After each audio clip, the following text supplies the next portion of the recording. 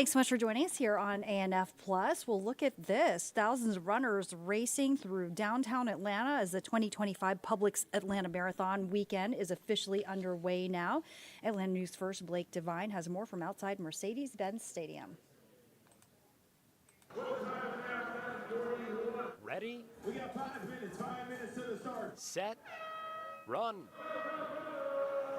Thousands of racers ran through downtown Atlanta on Saturday, kicking off a weekend filled with festivities surrounding the 2025 Publix Atlanta Marathon. It's the camaraderie and just the thrill of running and the excitement of seeing all ages trying to participate. Keith Roundtree ran the 5K, while over 1,000 kids were in this race.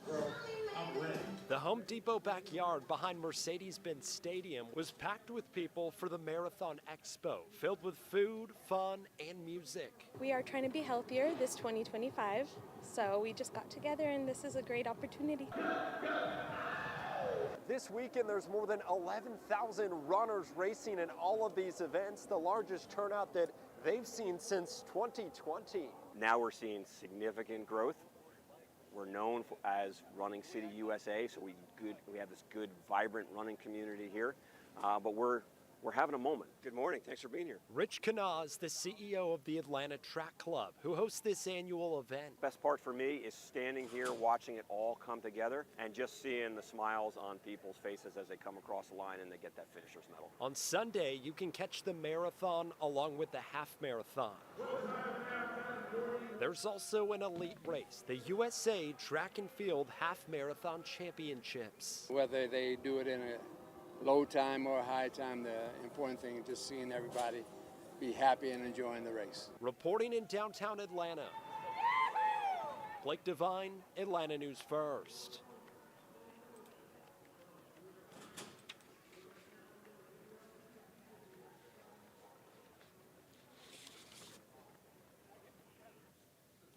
And people in Metro Atlanta and beyond protesting the Trump administration's plan to cut thousands of Social Security Administration jobs.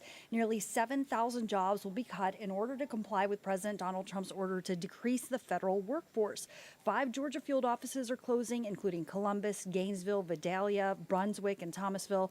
Congressman Hank Johnson hosted a rally today at the Social Security office on Covington Highway in Decatur. And we have much more on that coming up on our news at 10 o'clock on Peachtree TV and Atlanta News First at 11 on WANF.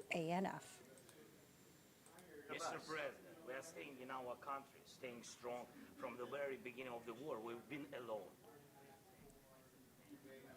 A heated exchange in the Oval Office ending with Ukrainian President Volodymyr Zelensky leaving the White House early before a deal was signed related to Ukraine's critical minerals. Some Georgia Republicans say President Donald Trump was just standing up for the United States. But as Atlanta News First Madeline Montgomery reports, people from Ukraine are worried about what it means for their home.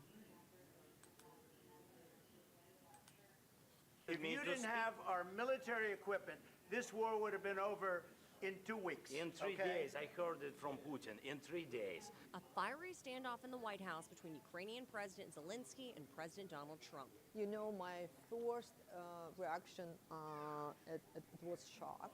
Svetlana Lachenko moved to Atlanta from the Ukraine decades ago. My blood and my heart still there. That's why no deal tears at her heart. Along with the hearts of these refugees she's hosting for House Church. We need peace. We don't need this. Everyone expected that the deal was going to be signed. Then, of course, you saw things go sideways. Georgia lawmakers have varying reactions to what happened today. Republican Congressman Mike Collins posted on X, "Thank God we finally have a POTUS who's willing to put America first. Blessed are the peacemakers." And Democratic Senator Jon Ossoff posted, "The meeting was a disgraceful spectacle as the world watched the president attempt to publicly humiliate a man leading his nation's self-defense against brutal military aggression." The chairman of the Georgia Republican Party believes President Trump was standing up for the American people. About 1 in 10 Georgians are either in active military service or retired military. So for those families, it's very meaningful when you talk about getting the United States of America caught up in a foreign conflict. As far as Ukrainian Americans like Svetlana, I believe so strong they will move forward. Madeline Montgomery, Atlanta News First.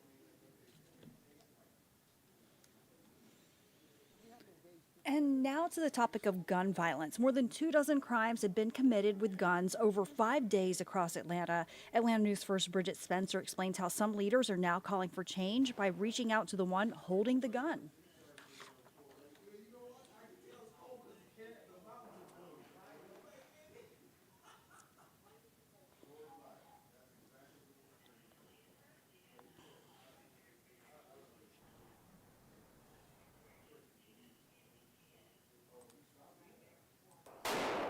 The Black City Councilmen of Georgia are talking about guns. Guns are here, so why not educate people about guns? In particular, responsible gun ownership. This comes in the wake of a violent week in Atlanta, where Atlanta News First reported on at least 5 shootings, 3 of them being deadly. I wish young people would put guns down. And if you're not going to put guns down, be safe. You have to engage people where they are. And if we try to ignore that young people are attracted to guns, then we're not being conscious about what the real problem is. There you go. In an effort to educate, they held a workshop in Midtown Friday. Sebastian Barron was there to accept an award on First Lady Marty Kemp's behalf. Every gun at some point had a transaction. Like somebody went out, purchased a gun, went through a background check, all of that. At some point, it got to the streets. He says the solution to gun violence in Atlanta and the entire state has many facets. It's a combination of how we got here and evaluating that, parents taking responsibility for their kids and their guns, and as a community, just taking responsibility for our own communities. When we talk about gun safety, it's about putting your firearm in the safe. It's about keeping it out of the way of children.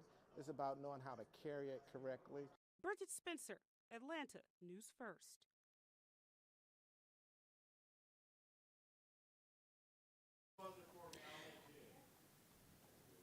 And now to a way to give back, to honor, and to remember. Atlanta News First Sawyer Bussey shares how Metro Atlanta students took part in the Daffodil Project, focused on the youngest victims of the Holocaust. We try and teach our children history so that they don't repeat the worst parts of it. When we talk about tragedy with them, it can be easy for kids to hear the numbers and stats and miss the real people each stat represents. Each daffodil was a bulb planted by a student. The daffodils bloom, the students watch. They're forming their sense of morality, and for them to be able to understand when something is happening, when they need to stand up, really is important. Each daffodil represents 200 of the 1.5 million children who were murdered in the Holocaust. The Holocaust was a tragic event, and I don't think we should ever forget it. We are at Cumberland Academy of Georgia. This is a school for students who are neurodiverse, ADHD, autism. Seeing all these daffodils is heartwarming and heartbreaking at the same time. The Daffodil Project is a worldwide effort. The goal is to plant 1.5 million daffodils all over the world for the 1.5 million children murdered in the Holocaust. It's heartbreaking because we remember this tremendous loss of 1.5 million children, but it's also really heartwarming because it gives me a sense that there is a future, that those children who did not have a future are remembered by those who do. In Sandy Springs, Sawyer Bussey, Atlanta News First. Remember the Civil War era Robert McAfee house we told you back in January needed to be sold and moved? This home right here can be yours for just $1. Well, it's going to be moved here. Okay, but where exactly is here? Well, it's the corner of Bird Hill and Old Canton Road in beautiful Ball Ground, Cherokee County. The buyers are Lee and Brittany Lusk, chosen by the Cobb Landmarks and Historical Society from more than 40 offers. I sent it to Lee as a joke, and he put our hat in the ring without me knowing.